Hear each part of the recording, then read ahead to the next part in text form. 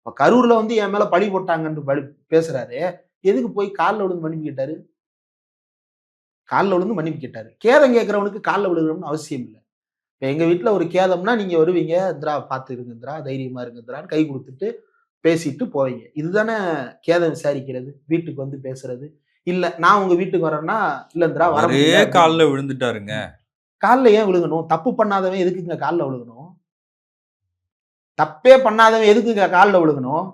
அந்த மக்களை அணிதிரட்டி சட்டமன்றத்துக்கு இவன் பேரணியால கூட்டு போயிருக்கணும். தப்பு பண்ணாத ஒருத்தன். என் மேல தப்பா பழி எழுதுறாங்க. வாங்க நம்ம ஒண்ணா போராடி உங்களுக்கான நீதியை கேட்போம்னு சொல்லிட்டு நீண்ட போராட்டம் நடத்திட்டு முன்னாடி போயிருக்கணும். அந்த ஊர் மக்களை திரட்டி அந்த ஊர்லயாவது நீ போராட்டத்தை நடத்திருக்கணும்ல. உன் மேல தப்பு இல்லைன்னா, உன் மேல தப்பு இருக்குன்றதுனால தானே வீட்டுல போய் பதுங்கிட்ட. சிசிடிவி ஃபுட்டேஜ குடுத்தியா? சிசிடிவி ஃபுட்டேஜ குடுக்காம ஒளிச்சு வச்சவன் தானே நீ. சிபிஐ என்கொயரிக்கு போய் பதில் சொல்லிட்டு வந்திருக்க. இப்ப சிபிஐ உன்னை ஏன் பழி சொல்லுது? தெரியலையே. ஏன் தெரியல? சிபிஐ பழி சொல்றதுக்கு காரணம் இவனை நெட்வொர்க்ல வச்சுக்கிறதுக்கு தான். நெட்வொர்க்ல வச்சுக்கிட்டு என்டிஏவை பத்தி நீ சிபிஐ பழி பேசக்கூடாது. சொல்லுச்சான்னு தெரியலையேன்ற. அது என்னமோ நடக்கலாம். ஆனா விசாரணை கூப்பிடுறாங்க. கூப்பிட்டு என்ன சொல்லியிருப்பான்? என்டிஏவை பத்தி பேசாத. நீங்க பாருங்க ஒவ்வொரு தடவை டெல்லி போயிட்டு வரும்போதும் என்டிஏன்றது 4-3 ஆகும், 3-2 ஆகும். இப்ப சுத்தமா இல்ல.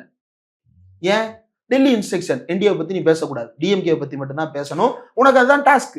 அறிவாலயத்துல நிழலுக்கு ஒதுங்குறவங்க எல்லாம் கூட்டணியில யார சேர்த்துடுறாங்க. தேமுதிக சொல்றாரா? எங்க அக்கா பிரேமலதா பதில் சொல்லுவாங்க இதுக்கு.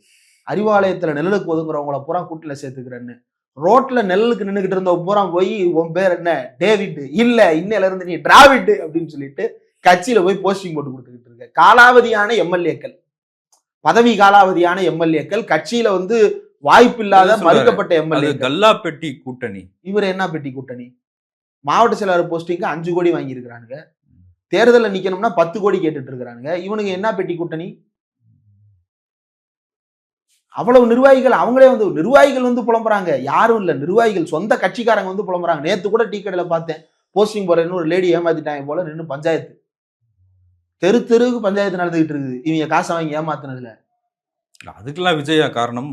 அப்புறம் தமிழ்நாட்டுல எங்க எது நடந்தாலும் முதலமைச்சர் காரணம்னா உன் கட்சியில எது நடந்தாலும் நீ காரணமா பொறுப்பேற்றுக்கணும்ல. ஒண்ணும் இல்லைங்க. ஒரு உணவகத்துல ஏதோ ஒரு பிரச்சனை. யாரோ ஒரு திமுக காரர் போய் அங்க போய் தவறான நடவடிக்கையில் ஈடுபடுறாரு. அந்த உணவக உரிமையாளரை மிரட்டுறாரு. தகவல் தெரிஞ்ச உடனே சிஎம் அன்னைக்கு இருந்த எதிர்க்கட்சி தலைவர் ஸ்டாலின் என்ன பண்ணாரு? நேரா போனாரு. ஏன் போனாரு? ஏன்னா என் கட்சியில இப்படி ஒண்ணு நடக்குதுன்னா நான் அதை பொறுப்பெடுத்துக்கிறேன்ற நம்பிக்கையை மக்களுக்கு கொடுக்குறாரு. உன் கட்சியில 41 பேர் செத்ததுக்கே நீ வந்து ஒரு இரங்கல் கூட்டம் நடத்துறதுக்கு வக்கத்த பயணி. நீ எப்படி உன் கட்சியில நடக்கிறதுக்கு பொறுப்பெடுத்துப்போ? உன் கட்சியில நடக்கிறதுக்கு பொறுப்பெடுத்துக்க முடியாத உன்னால நாட்டில் நடக்கின்ற நிகழ்வுகளுக்கு எப்படி பொறுப்பெடுத்துக்கிட முடியும்?